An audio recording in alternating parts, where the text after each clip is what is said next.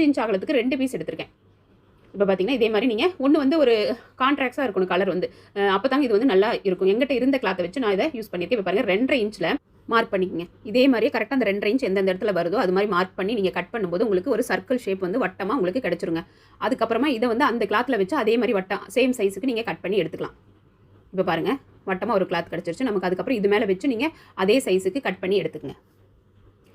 First நீங்கள் stitch போட்டு cut பண்ணி எடுத்துங்க. அது இன்னும் ஈஸியாக இருக்கும். இப்போ பார்த்தி கொஞ்சம் கேப் விட்டுக்கணும். அப்போ தான் நம்ம வந்து பிசுரை வந்து உள்பக்கமாக திருப்பி விடுறதுக்காக.